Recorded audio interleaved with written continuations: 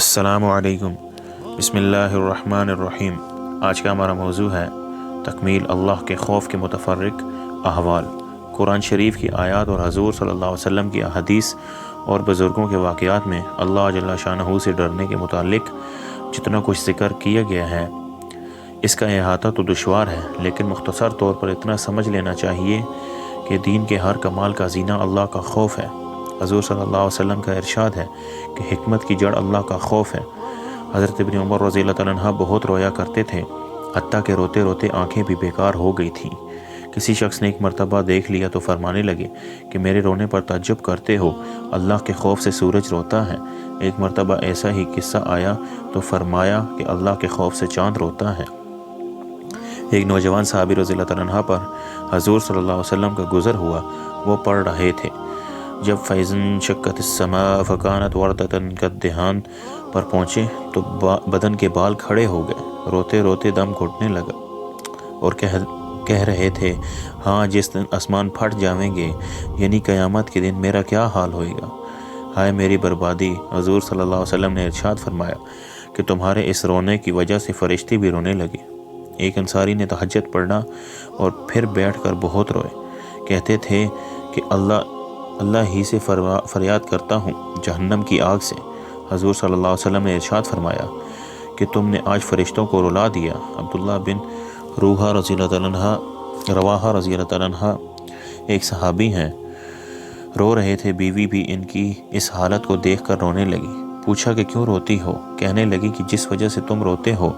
عبداللہ بن رواحہ رضی اللہ تعالیٰ عنہ نے کہا، میں اس وجہ سے رو رہا ہوں کہ جہنم پر تو گزرنا ہی ہے، نامعلوم نجات ہو سکے گی یا وہیں رہ جاؤں گا۔ زرارہ بن اوفا ایک مسجد میں نماز پڑھا رہے تھے، فَإِذَا نُقِرَ فِي النَّقُورِ إِلَٰهِ پر جب پہنچے تو فوراً گر گئے اور انتقال ہو گیا۔ لوگ اٹھا کر گھر تک لائے۔ حضرت خولید رضی اللہ تعالیٰ عنہ ایک مرتبہ نماز پڑھ رہے تھے، کُلُّ نَفْسٍ ذَائِقَةُ الْمَوْتِ پر پہنچے تو اس کو بار بار پڑھنے لگے۔ تھوڑی دیر میں گھر کے ایک کونے سے آواز آئی کہ کتنی مرتبہ اس کو پڑھو گے؟ تمہارے اس بار بار کے پڑھنے سے 4 جن مر چکے ہیں۔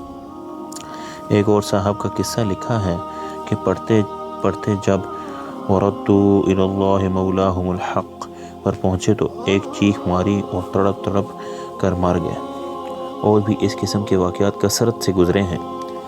حضرت فضیل رحمۃ اللہ علیہ مشہور بزرگ ہیں، کہتے ہیں کہ اللہ کا خوف ہر خیر کی طرف رہبری کرتا ہے۔ حضرت شبلی رحمۃ اللہ علیہ کے نام سے سب ہی واقف ہیں۔ وہ کہتے ہیں کہ جب بھی میں اللہ سے ڈرا ہوں، اس کی وجہ سے مجھ پر حکمت اور عبرت کا ایسا دروازہ کھلا ہے جو اس سے پہلے نہیں کھلا۔ حدیث میں آیا ہے، اللہ جل شانہ فرماتے ہیں کہ میں اپنے بندے پر 2 خوف جمع نہیں کرتا اور 2 بے فکریاں نہیں دیتا۔ اگر دنیا میں مجھ سے بے فکری رہی تو قیامت میں ڈراتا ہوں، اور دنیا میں ڈراتا رہے تو آخرت میں بے فکری عطا کرتا ہوں۔ حضور صلی اللہ علیہ وسلم کا ارشاد ہے کہ جو اللہ سے ڈرتا ہے اس سے ہر چیز ڈرتی ہے، اور جو غیر اللہ سے ڈرتا ہے اس کو ہر چیز ڈراتی ہے۔ یحییٰ بن معاذ رضی اللہ رحمۃ اللہ علیہ کہتے ہیں کہ آدمی بیچارہ اگر جہنم سے اتنا ڈرنے لگے جتنا تنگ دستی سے ڈرتا ہے تو سیدھا جنت میں جائے۔ ابو سلیمان دورانی رحمۃ اللہ علیہ کہتے ہیں کہ جس دل سے اللہ کا خوف جاتا رہتا ہے وہ برباد ہو جاتا ہے۔ حضور صلی اللہ علیہ وسلم کا ارشاد ہے کہ جس آنکھ سے اللہ کے خوف کی وجہ سے ذرا سا آنسو خواہ مکھی کے سر کے برابر ہی کیوں نہ نکلا ہو چہرے پر گرتا ہے، اللہ تعالیٰ اس چہرے کو آگ پر حرام فرما دیتے ہیں۔ حضور صلی اللہ علیہ وسلم کا ایک اور ارشاد ہے کہ جب مسلمان کا دل اللہ کے خوف سے کانپتا ہے تو اس کے گناہ ایسے جھڑتے ہیں جیسے درختوں سے پتے جھڑتے ہیں۔ میرے نبی صلی اللہ علیہ وسلم کا ایک اور ارشاد ہے کہ جو شخص اللہ کے خوف سے روئے اس کا آگ میں جانا ایسا ہی مشکل ہے جیسے دودھ کا تھنوں میں واپس جانا۔ حضرت عقبہ رضی اللہ تعالیٰ عنہ بن عامر رضی اللہ تعالیٰ عنہ ایک صحابی ہیں، انہوں نے حضور صلی اللہ علیہ وسلم سے پوچھا کہ نجات کا راستہ کیا ہے؟ آپ صلی اللہ علیہ وسلم نے فرمایا کہ اپنی زبان کو روک کے رکھو، گھر میں بیٹھے رہو اور اپنی خطاؤں پر روتے رہو۔ حضرت عائشہ رضی اللہ تعالیٰ عنہ نے ایک مرتبہ دریافت کیا کہ آپ کی امت میں کوئی ایسا بھی ہے جو بے حساب کتاب جنت میں داخل ہو؟ حضور صلی اللہ علیہ وسلم نے فرمایا، ہاں جو اپنے گناہوں کو یاد کر کے روتا رہے، میرے آقا کا ایک اور ارشاد ہے کہ اللہ کے نزدیک 2 قطروں سے زیادہ کوئی قطرہ پسند نہیں، ایک آنسو کا قطرہ جو اللہ کے خوف سے نکلا ہو، دوسرا خون کا قطرہ جو اللہ کے راستے میں گرا ہو۔ ایک جگہ ارشاد ہے کہ قیامت کے دن 7 آدمی ایسے ہوں گے جن کو اللہ جل شانہ اپنے سایہ عطا فرمائیں گے۔ ایک وہ شخص جو تنہائی میں اللہ کو یاد کرے، اس کی وجہ سے اس کی آنکھ سے آنسو بہنے لگے۔ حضرت ابوبکر صدیق رضی اللہ تعالیٰ عنہ کا ارشاد ہے، جو رو سکتے ہو وہ روئے، اور جس کو رونا نہ آئے وہ رونے کی صورت ہی بنائے۔ محمد بن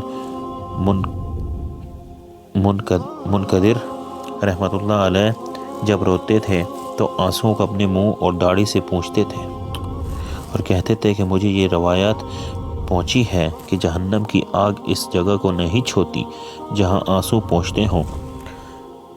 ثابت بنانی رحمۃ اللہ علیہ کی آنکھیں دکھنے لگیں۔ طبیب نے کہا کہ ایک بات کا وعدہ کر لو، آنکھ اچھی ہو جاوے گی، کہ رویا نہ کرو۔ کہنے لگے آنکھ میں کوئی خوبی ہی نہیں اگر وہ روئے نہیں۔ یزید بن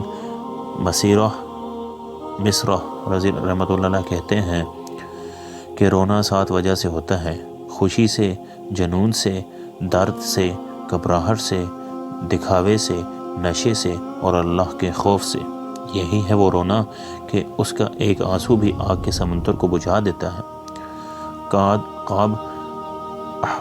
اخبار رحمۃ اللہ علیہ کہتے ہیں، اس ذات کی قسم جس کے قبضہ میں میری جان ہے کہ میں اگر اللہ کے خوف سے روؤں اور آنسو میرے رخسار پر بہنے لگیں، یہ مجھے اس سے زیادہ پسند ہے کہ پہاڑ کے برابر سونا صدقہ کروں۔